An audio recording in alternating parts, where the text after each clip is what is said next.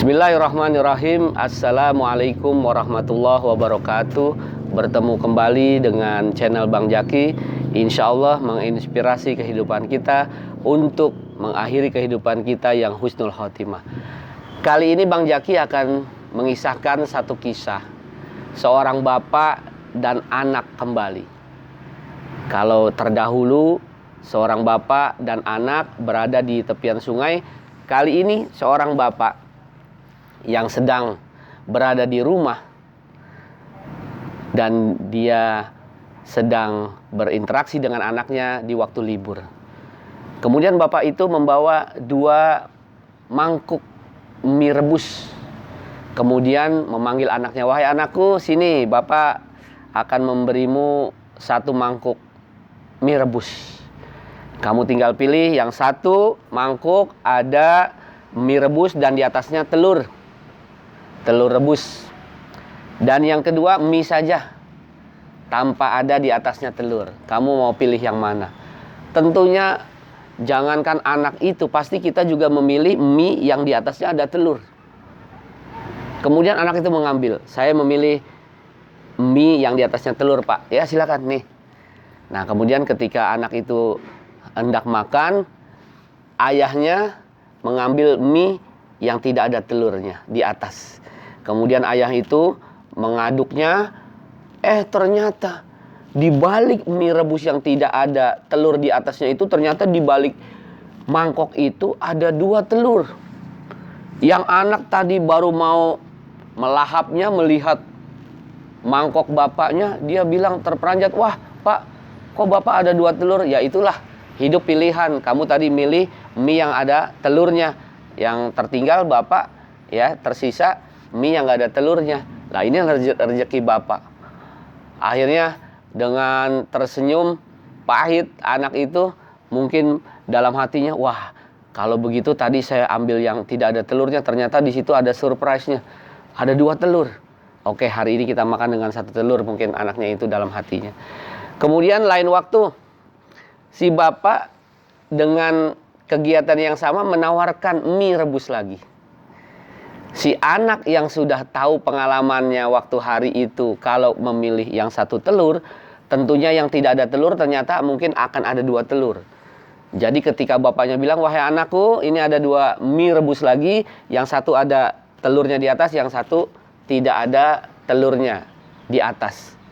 Kemudian anak itu dengan sigap mengambil yang tidak ada telurnya, karena dia pikir pasti ada telur di bawahnya, karena berkaca dari pengalaman yang kemarin. Bapaknya dengan senyum, "Silakan, kamu ambil yang pilihan kamu yang tidak ada telurnya, silakan."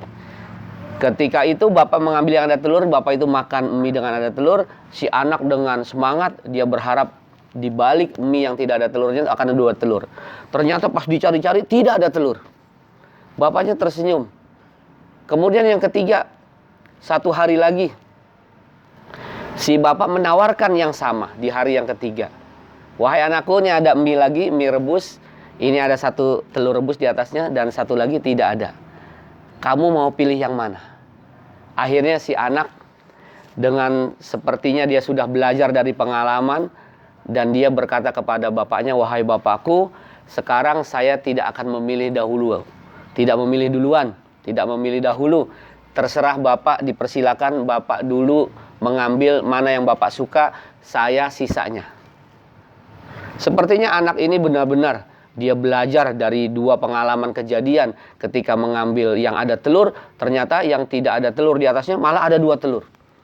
Dan hari kedua yang dia tidak mengambil yang ada telurnya karena dia pikir nanti akan ada telur di bawahnya, malah tidak ada telur.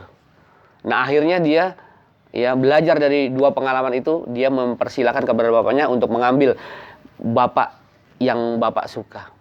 Akhirnya bapak itu mengambil yang ada telurnya. Si anak sudah punya perasaan nating tulus, dia tidak berpikiran macam-macam karena apalah saya milih ini milih itu, nanti akhirnya ya udah saya ikhlaskan saja kehidupan saya. Akhirnya dia mau tidak mau ambil mie yang tidak ada telur di atasnya. Waktu akan mengambil, kemudian dia ngaduk-ngaduk, ternyata ada 2 telur.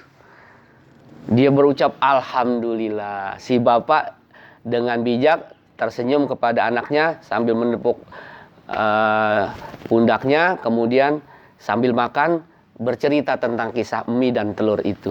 Wahai anakku, sesungguhnya itulah kehidupan.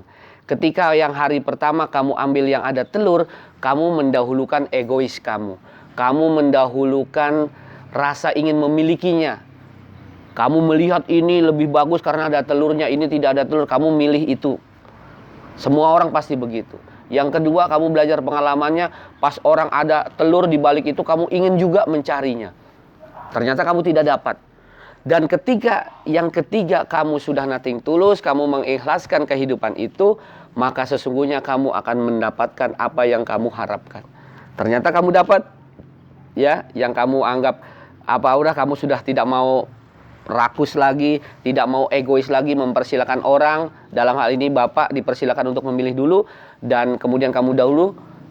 Sesungguhnya ini adalah pelajaran buat kita. Ketika kita di dunia punya egois, punya serakah, punya rakus, bahwa sesungguhnya apa yang kita inginkan tidak akan kita dapatkan. Walaupun kita dapatkan tidak ada berkahnya. Tetapi ketika kita mendahulukan kehidupan orang lain, mendahulukan kesejahteraan orang lain, betul kita juga perlu kehidupan, kita juga perlu kesejahteraan. Tetapi ketika kita mendahului kebutuhan orang, kita tidak serakah, maka sesungguhnya rezeki itu milik kita.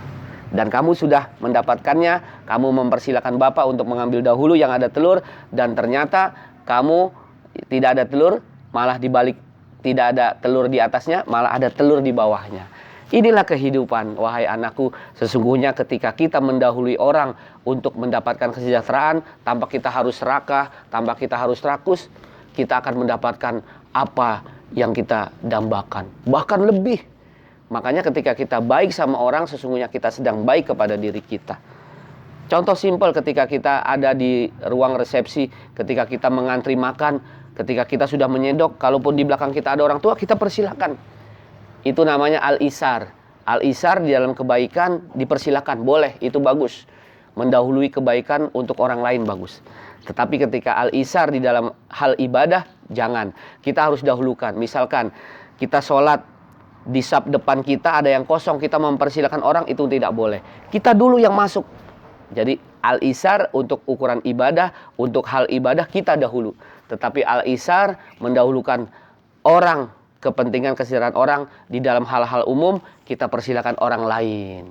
Jadi begitu, wahai anakku, seperti yang diceritakan oleh bapak dan anak ini, intinya adalah kita mendahulukan kepentingan orang. Dari situ maka kita akan mendapatkan apa yang kita cita-citakan. Insya Allah kehidupan kita akan menjadi bahagia dan akhirnya kita akan husnul khotimah. Insya Allah bertemu lagi di channel Bang Jaki. Wabillahi taufik wal hidayah. Wassalamualaikum warahmatullahi wabarakatuh.